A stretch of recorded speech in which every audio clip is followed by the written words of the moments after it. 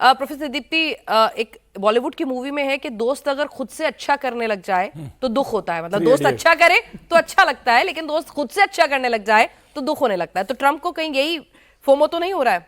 बिल्कुल, ट्रम्प इस समय एकदम ऐसे बिहेव कर रहे हैं, आप बॉलीवुड मूवीज का जिक्र कर रहे हो, बिल्कुल वो ऐसे ही चल रहे हैं कि मेरा सिर्फ शख्सियत जमी रहे।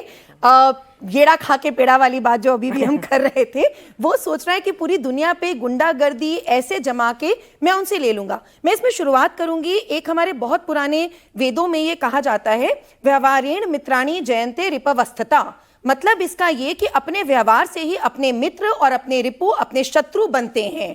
तो ट्रंप भी उसी व्यवहार पे चल रहे हैं। उनको यही नहीं पता कि मित्र कौन है और रिपु कौन है, कौन उनके एनिमी है, उनको किस हिसाब से चलना है। देखिए, time and tested international diplomacy में पेनास हमेशा एक चीज चलती है कि सीजन्ड फ्रेंड्स को कभी कोई नाराज नहीं करता है। अब जैसे भारत और रशिया की जो दोस्ती है वो सीजन फ्रेंडशिप है, through thick and thin we have stood together. Same Europe और यूएस का था।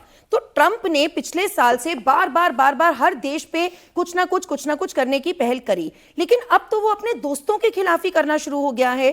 उससे वो ये नहीं समझ पा रहा कि उसको इंटरनली कितना डैमेज होगा, क्योंकि बेनाज यहाँ पे ना उसकी हमें एक इंपोर्ट एक्सपोर्ट साइकिल अगर हम देखें, अमेरिका की अगर हम ट्रेड डील्स देखते हैं तो उसका लार्जेस्ट ट्रेडिंग पार्टनर है मेक्सिको, बीच में आता है चाइना, और बाकी सारे जितने हैं वो यूके हो जाए, जर्मनी हो जाए, फ्रांस हो जाए, वो सारी यूरोपियन नेशंस ही हैं। और इसमें एक बहुत इंपॉर्टेंट पहलू ये है कि पिछले साल जुलाई में एक US EU trade pact sign हुआ था, जिसके तहत तब भी वो मागा के तहत जो अमेरिका में वो करना चाह रहा है, उसने ये ट्रेड पैक्ट साइन किया था कि जितने सारे यूएस के एक्सपोर्ट्स जाएंगे ईयू में वो 0 टैरिफ्स पे जाएंगे, और ईयू के जितने इंपोर्ट्स आएंगे यूएस में वो 10% पे ही आएंगे। तो आज उसने अपने ही इस पैक्ट को, अगर उसके इंसिस्टर ने किसी ने किए होते, उसके प्रेडिसेसर ने किए होते, तो भी बात समझ में आती। वो अपने ही पैक्ट को, पिछले साल के पैक्ट को साल भर भी नहीं पूरा है, वो उसी को नेगेट कर रहा है। तो अब ईयू ने भी अपनी स्ट्रेंथ दिखा दी है। ईयू ने अभी 6 घंटे पहले, मतलब उनका जब वहां दिन था, उन्होंने ये बिल्कुल साफ कर दिया है कि हम आज उस पैक्ट को हॉल्ट कर रहे हैं कि भाई तुम कह रहे हो कि तुम 10 के ऊपर और भी 10 लगाओगे, 25 लगा सकते हो जून में, तो हम तुम हमारे माई बाप नहीं हो। वो सीधा जवाब दे रहे हैं कि हम अपने हिसाब से करेंगे। और इंटरनली भी अगर पेनाज हम देखें कि हर चीज तो केवल एक एग्जीक्यूटिव ऑर्डर से नहीं हो सकती है, उनको कहीं ना कहीं तो अपने कांग्रेसमैन का भी चाहिए। ऑलरेडी अभी वेनेजुएला के मुद्दे पे 5 सेनेटर्स उनके अपने रिपब्लिकन्स, डेमोक्रेट्स ने तो जो किया सो किया, रिपब्लिकन्स उनके अगेंस्ट वोट कर चुके हैं। कोपेनहेगन में भी जो उनकी डेलीगेशन गई थी, क्रिस कून्स वहां पे जो गए थे सेनेटर, वो साफ बोल रहे हैं कि ऐसा कोई ग्रीनलैंड को खतरा नहीं है।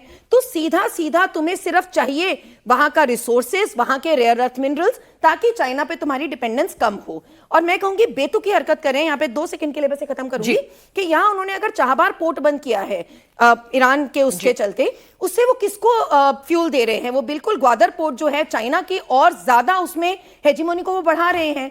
तो ट्रंप को इस समय खुद ही नहीं समझ में आ रहा कि कौन सा कब कहां फ्रंट खोलना है।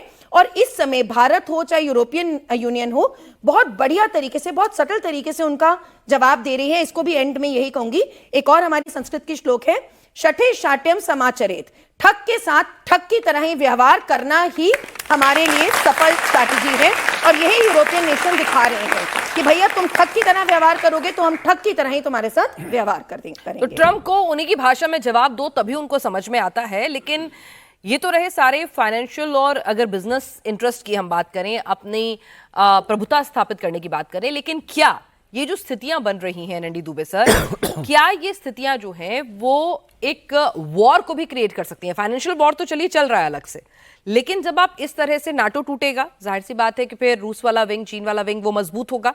वो भी चाहेंगे कि मौका लगा है तो अपनी ताकत, अपना प्रभुत्व साबित कर लो, नए दोस्त बना लो। और अगर आप ग्रीनलैंड को इस तरह से बुली करेंगे, मैक्सिको को धमकाएंगे, वेनेजुएला में आपने जो किया उसका भी रिपरकशन सूनर और लेटर होगा ही, तो क्या हम छोटे छोटे फ्लैश पॉइंट्स भी आने वाले दिनों में फाइनेंशियल वॉर के बियॉन्ड देखेंगे? ये सारी चीज़ें कहीं न कहीं अल्टीमेटली वार से लिंक्ड होती हैं। आप इसमें जितने एग्जाम्पल ले लीजिए ट्रंप के आने के बाद, जहाँ जहाँ उनका इंटरफेरेंस रहा, जहाँ जहाँ उन्होंने पैर डालने की कोशिश की, बेसिकली देखा जाए तो अमेरिका की मिलिट्री माइट ही उसकी सबसे बड़ी माइट है। यानी अगर प्लस पॉइंट देखा जाए तो एक तो उसका भूगोल सबसे बड़ा प्लस पॉइंट है, और भूगोल भी कितना छोटा था पहले अमेरिका का, उस भूगोल को बढ़ाने में भी परत दर परत, ईयर टू ईयर उसने परचेज करके अपने को पूरा कंप्लीट अटलांटिक और पैसिफिक के बीच में एक इतना बड़ा भूभाग क्रिएट कर लिया।